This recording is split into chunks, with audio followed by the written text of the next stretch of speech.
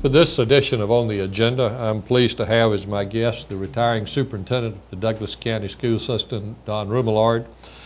Thank all of you for tuning in today. I'm Bill Osborne, City Manager. I'd like to welcome you, but especially welcome to Superintendent Don Remillard, or maybe I should say retiring a former Superintendent Remillard. But anyway, Don, it's great to have you back on the agenda. Well, thank you, Bill. I'm pleased to be here. Right. And of course, a few months ago, you were my guest. Actually, you were the last of several people I talked with in the two-parter we did concerning Georgia Highlands College. Ken Bernard, local attorney, who's a member of the Board of Regents of the University System of Georgia. He said it was because of a conversation he had had with you that he first became very interested in bringing to Douglasville, Douglas County, a unit of the University System of Georgia. And of course, we were talking about Georgia Highlands, which is a two-year school whose main campus is in Rome. And you had made arrangements for which we're most appreciative so that they could temporarily be in some modular units on the campus of Chapel Hill High School. And of course, now they're getting ready to move into their more permanent facility down in the former Cub Foods space. In fact, I think the ribbon cutting grand opening is scheduled for August the 4th. But as you leave the superintendent's position, share with us of what you believe it will mean for this community to have both Georgia Highlands College and also a branch campus of the University of West Georgia here in our community. Well, I think I'm just really excited about it. In this day and age, post-secondary education is a must. I think those two schools will help with the economic development of Douglas County, and it'll be a great asset to the students and the adults in Douglas County as well. Right. Well, you know, the city of Douglasville certainly believes this will be a great asset, and of course the mayor, members of the city council, our city development authority, we tried to be the bridge to make it possible that University System of Georgia, Georgia Highlands, and a private developer were able to work out everything financially to make it possible for them to be here in our community. And so we're looking forward to what the future may bring because of that. Now, I know that speaking of institutions of higher education, that you've had a good, close working relationship in recent years with the West Georgia Technical College, as it's now known. And a couple of months ago, I interviewed Dr. Skip Sullivan, the president of that school, and we were talking a little bit about the College and Career Institute, CCI. And I know that that's a collaborative venture of the school system, the Chamber of Commerce, and West Georgia Technical College.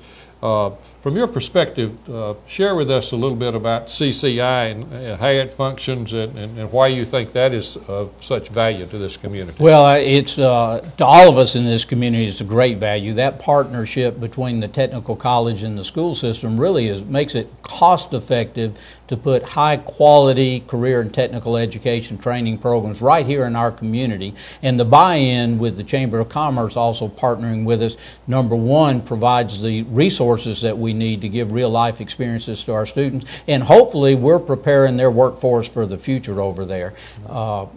Students need to be able to move on when ready. Students mature at a different level, but when they're ready to really begin that career preparation phase of their life, now they can do it in a high quality way while they're in high school. So we'll have a number of students even this year after the first year of operation that will not only receive a high school diploma this month, they're going to receive a credential from West Georgia Technical College, and we're really excited about that, and we expect the program will continue to expand over the years. Right. And just having West Georgia Technical College here in our community really makes us one of not that many communities in the state to have that type of facility in our midst. And I assume that's a great value to our students in the school system here. Tremendous value with the Hope Scholarship. Citizens in Georgia, including our high school students, but adults as well, can attend virtually for free. There are some expenses for books and supplies and that kind of thing, but in this day and age and the economy the way it is, we have a lot of people who are training for employment. And one of the things that West Georgia Tech brings to the table, they're constantly on the leading edge as to where the jobs of the future are, and they will customize the training to prepare people to go directly into the workforce. And they've established a relationship with employers in the area who are actively looking to hire these students when they complete their program. So not only for our high school students, but for all the adults in the community, it's just a tremendous asset for us. Right, right. I want to switch gears for just a minute and go back to your early years. And I'm not talking about the early years of here in the Douglas County school system. And, you know, it's kind of like the cowboy that in the old western town who says, partner, I don't think you from around here. And I know you went to Berry, but I don't think you from around Rome either. So where are you from, Don? Well, I have a little connection with Rome. Actually, when my dad was in the Army, he was stationed at Fort Benning, and he met my mother in Columbus when she was at Columbus College. And after they married, they settled in Holyoke, Massachusetts, which is near Hartford, Connecticut. Right. Dad was a member of the Pipe Fitters Union, as his dad was, and so I began my life there. I was born there, but when I was 2 years old, my parents made the decision to move back to Rome, and so they built a house in Rome, and we moved down. But unfortunately, there wasn't a lot of construction work in Georgia at the time, so Dad was having to travel a good bit. My mother had 2 toddlers to tend to by herself, so when I was 5, my family moved back to Massachusetts, where there was plenty of work back at the time. And so, no, I'm not from Georgia. I started kindergarten in Holyoke, Massachusetts, and graduated from Holyoke High School, but then at my mother's urging came to Rome in Georgia to Berry College, and that's where I got my degree. Right. And then how did you make your way to Douglasville, Douglas County? Well, interestingly, even back in 1972 when I graduated, there were not enough math teachers to fill all the jobs, and I was a math major, so school systems from all over the South actually came to Berry to recruiting fairs. One of the assistant superintendents from Douglas County Schools came, and I had a great interview with him. In a day or two later, they called me back and invited me to come to Douglasville for an interview. One of my mother's brothers lived in Douglasville, but I had never been here. Right. So I agreed to come and interview, and I liked what I saw.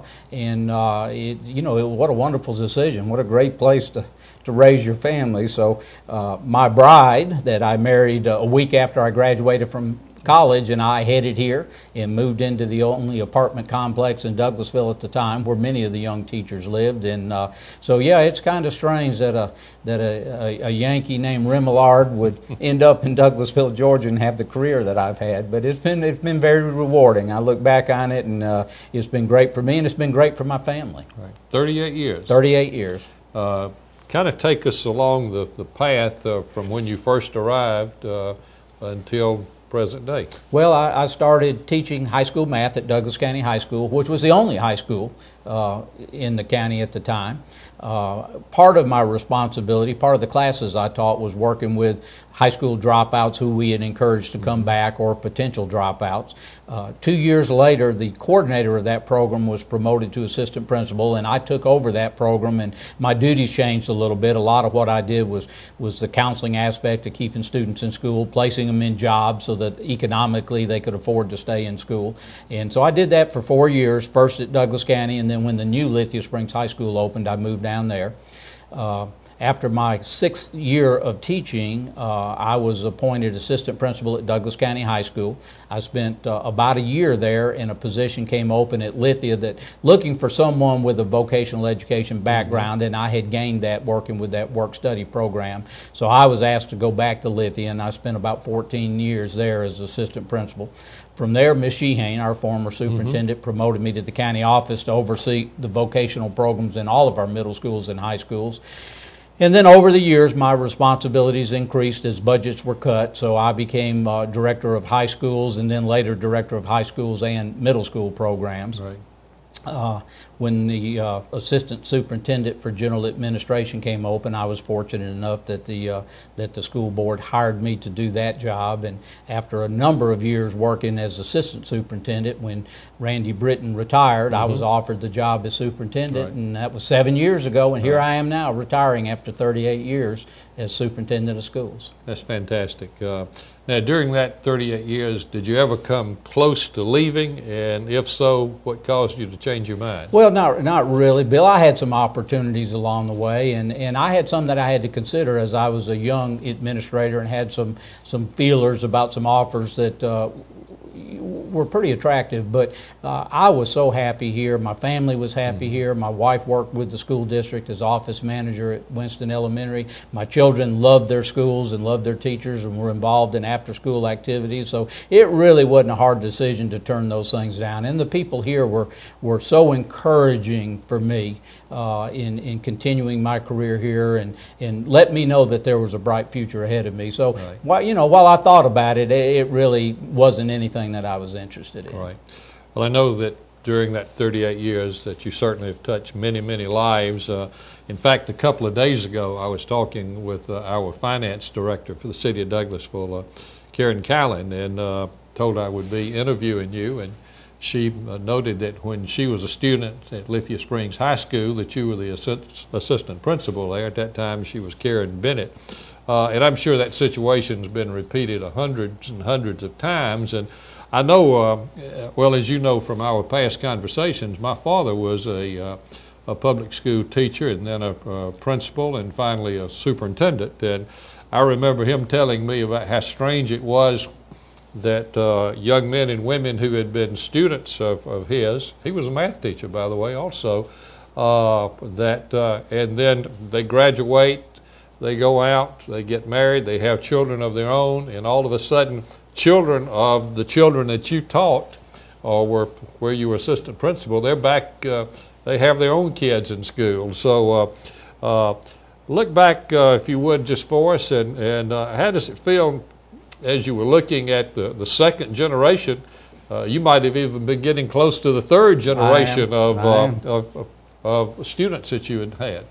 I am. Well, it's absolutely wonderful. Everywhere I go around the community, and often outside the community, I'll go to Florida on vacation and run into former students. It's absolutely wonderful. It's a thrill for me to talk with them about their lives and their careers and see the pictures of their children and now see the pictures of their grandchildren, right. and to have them tell me that they're living in a nice subdivision and working and a productive citizen in the community, because basically that's what we do. Right. Our job is to prepare young people for the lives that are ahead of them, and it's really a thrill. It's fun to go. I've got grandchildren playing ball in the recreational system now, and as I go to the ballpark out at Winston where my 4-year-old grandson plays, a lot of the parents out there who are coaching those teams have children who came through Lithia Springs High School, so it's really gratifying. Right. Absolutely. Right.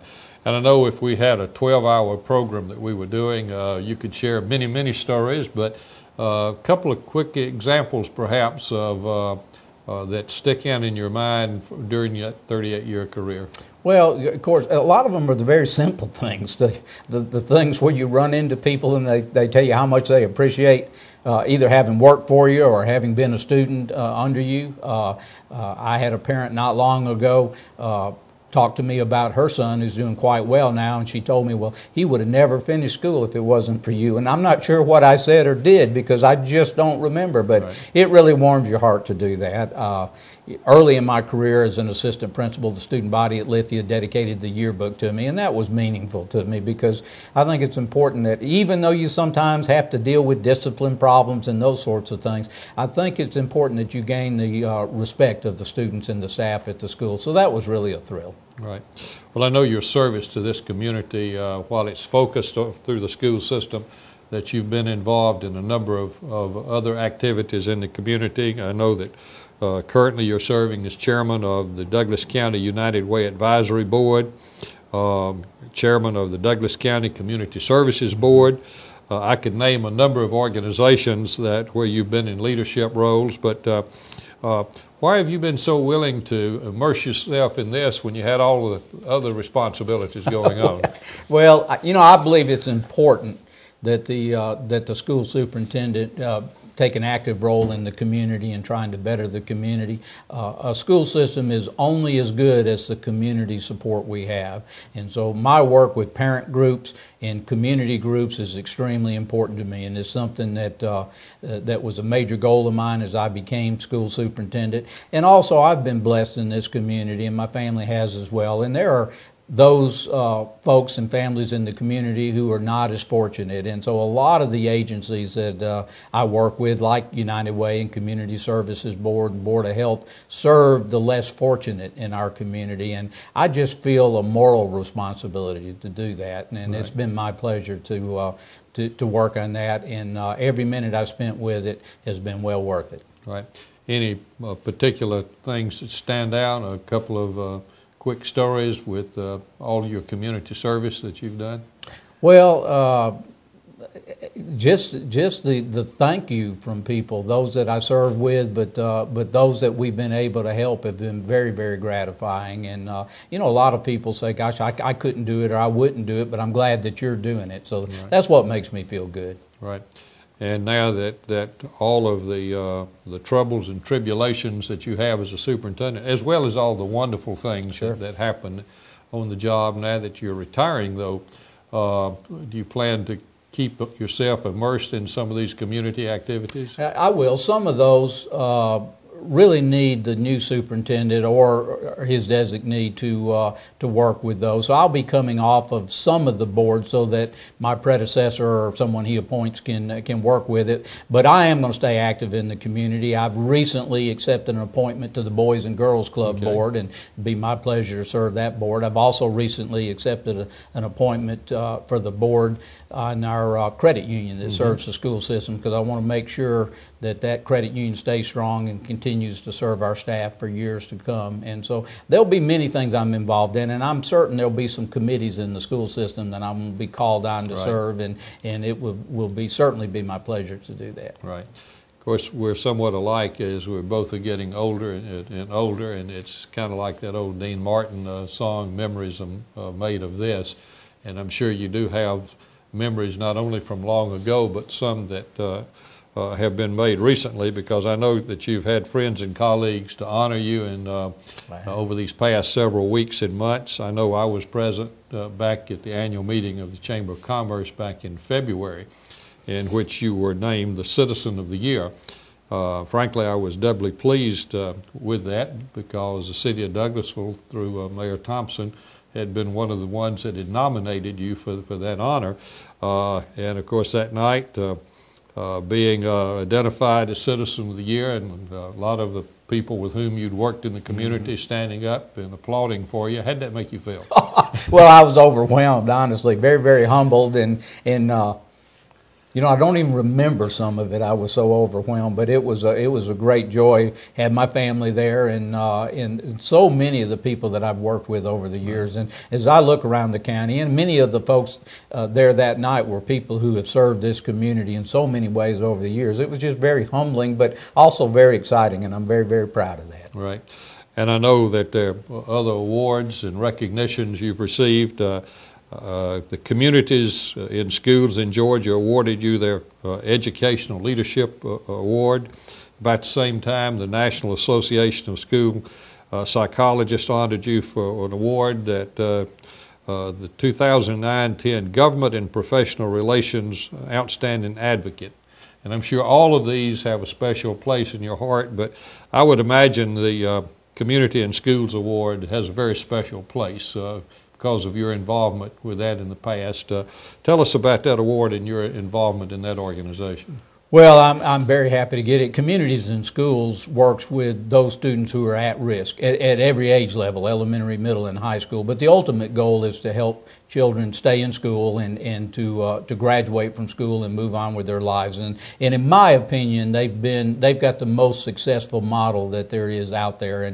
And we're using their model to do things like our mentoring program that's so successful, our after-school program for for children who don't have parents at home after school, our Performance Learning Center for those at-risk high school kids who are likely not to graduate if they don't get some extra help. Right. So I've always been an advocate of those at-risk kinds of kids. So it was very, very special to me. And I was very humbled. They gave it last year to the mayor of Atlanta, Shirley Franklin, for the work that she had done in helping them with the at-risk population in Atlanta. So it was a huge surprise, but I am a big advocate for that organization, and we just have one of the finest communities and schools program you'll find anywhere right here in Douglas County, and it's because of our staff members who work hard with it day to day. But I've given them my unwavering support because the work they do is just outstanding. Right. Earlier we were talking about you being a student at Berry College and then coming to Douglasville and starting your career. But the information your office provided me, I noted that you had received your master's degree in guidance and counseling from West Georgia College in 1975 and received a specialist degree in guidance and counseling from West Georgia College in 1976. So you were still moving along with your education even after you started work here. Do you remember those days pretty well? Oh, absolutely. Now, some of those days were grueling because we taught all day and then drove to the campus at West Georgia and spent 4 hours in class. So it was usually 10 o'clock or after getting home, and long, long days. But met a lot of wonderful, wonderful people and great memories from West Georgia. Back then, the college was a little smaller. You know, everybody knew your name, and they would help you if you had a scheduling problem and that kind of thing. But great experience, and I'm a huge proponent of students or young teachers going back to school because learning doesn't stop with that first degree. Right. And of course, after you moved here, continuing your education that you just described, but as you noted, you were newlywed when you came here. So tell us about your family. Well, I've got 2 boys. My wife and I have been married for 38 years next month. My oldest son is a graduate of Georgia Tech and is the general manager of a manufacturing plant in Dalton. And he and his wife, a Douglasville girl, have 2 boys as well. He's got a 7-year-old and a 4-month-old. My youngest son is a graduate of Jacksonville State University, and like his dad, he's a mathematics teacher currently at Alexandra High School. He's been coaching football this year. He's coached baseball in the past. He and his wife is an Alabama girl that he met in college, have 2 children as well. They've got a 4-year-old boy and about a 6 to 7 week old little girl. So you know what I'm going to be doing in my retirement to start with. I'm going to be spending some time with those 2 babies. I'm sure you will, but does your wife have a list of things now that so busy with everything we've been talking about and now retirement, is there a honey-do list waiting for you? There is a honey-do list. That woman can think up more projects than anybody I've ever seen, but she is a very hard worker, and during her retirement, she retired 7 years ago, she's done a lot of those projects, and I had thought, well, gosh, if I just work a few more years, she'll get them all done, but I've realized now that's not going to happen, so she'll have a lot of projects for she and I both to do, and we like working together. Well, even though you and I have not had a real close working relationship, we have worked together, and I appreciate that working relationship. I appreciate the relationship that exists between the school system and the city government. Well, I think it's critically important. One of the first things I did as superintendent was to meet with the mayor and meet with the county commission chairman and meet with the leadership at the Chamber of Commerce to pledge my support. I think it's critically important that we work together, and it's easy to get at odds if you don't have a priority to stay together. And I'm so appreciative of our relationship with the city and the mayor and yourself and the city council people. I think it's been a good relationship, and I think it's been a win-win for both of us and for our community. Right, I agree with that. Now, as we move to conclude today's program, Don, let's look ahead a little bit. The Douglas County Board of Education, after an extensive search, selected your successor as superintendent, Dr. Gordon Pritz, former associate superintendent of the Cobb County School System. Tell us briefly about Dr. Pritz. Well, Dr. Pritz has a great resume. He began his career as a 4th grade teacher in Cobb County, but he is arguably the most successful wrestling coach in Georgia. Won numerous state championships while at McEachern, and just did a great job. Along his career path, he decided he wanted to get into administration and took his first job in Paulding County as an assistant principal and athletic director at East Paulding High School. A couple years later, he was selected to be the principal at Marietta High School, which is a big facility and a large school. Was very successful there and was promoted to their county office as assistant superintendent at Marietta. And then later was recruited back to Cobb County to be their associate superintendent over their operations department. So while I didn't know Dr. Pritz personally, I've known of him over these years, and everything I know is good. And I've had so many people around tell me that they do know him personally and have worked with him, and they hold him in the highest regard. So the short time I've had to work with him, I'm extremely impressed with him. I think he's the right fit for Douglas County, and I think he'll continue to move this school system forward. Very good. Now, without divulging any confidences, what kind of advice did you give him? You know, I talked about the importance of the things we've talked about today, the importance of working with the community, in working with parent groups, of being visible in the community, of treating people with dignity and respect. I believe a contented cow gives more milk, and so I think it's important that the staff members that work for us are happy. And times are tough economically, and we're all having to make tough decisions, but for teachers, it's more of a calling. It's not so much about how much that paycheck is. It's about being appreciated for what they do. And I can tell you this, the sense I have for Dr. Pritz, he's right on target with those things. Great. And I know he has hit the ground running, and will be a valuable asset to this community, and I look forward to working with him. In fact, I look forward to having him as a guest on the agenda sometime soon. But Don, give us a thumbnail sketch of what you see as you look into the future of Douglasville, Douglas County, and our educational scene here.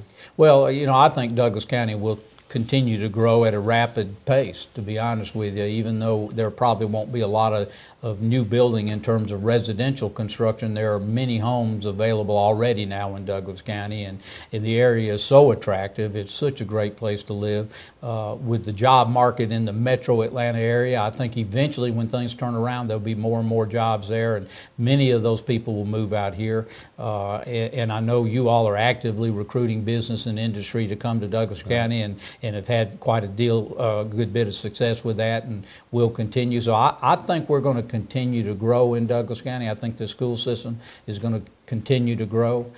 Through the generosity of our residents here, we've been able to pass our 1-cent SPLOST sales tax to build schools and renovate buildings. And then when the growth in our student enrollment was so high that 1 cent was not going to be enough to even come close to catching up, this community voted a bond issue. So the schools we're building now are a result of that bond issue. So I think we're almost at a point where we're going to catch up and have enough classrooms to serve what we've got. But as the community grows, we're going to have to continue to build classrooms and renovate some of the older buildings. So I think that's part of it. I think our curriculum and instruction department will be partnering with the state and the federal government as we move to a common curriculum nationwide that really identifies national standards that students need to know. And those are really predicated by the international standards, because, you know, the workplace now is just not your community. Right. It's all over the world. And so I think you're going to see great things happening in the instructional program in Douglas County. Some of our brightest students in our advanced placement and our international baccalaureate classes are going to go on to do great things. And I think you'll see an expansion of some of our programs for the at-risk kids to keep them in school and get them into the vocational education training they need through the CCI and the West Georgia Tech to provide them the skills they need for meaningful employment. Right. Well, Don, I always give my guests an opportunity for a last word, and even though it may be that I have you back as a guest, this will certainly be your last word as a superintendent of the Douglas County school system. So what is that final word to our viewers? Bill, I just want to thank this community. They've been so kind to me and my family. Being school superintendent is really a tough job, and I hope folks will give Dr. Pritz the same consideration and encouragement and support that they've given me along the way. But it has been an absolutely great career. And to be honest with you, it's hard to make that decision to walk away and retire. But I think it's best for me and my family, and I really think it's best for the school district to move forward. I think, you know, you contribute a certain level, and whenever new people come into the system, they bring fresh ideas and enthusiasm. But I just want to thank this community and to thank the school board members I've had the pleasure of working with for the support I've had over all these years. Right.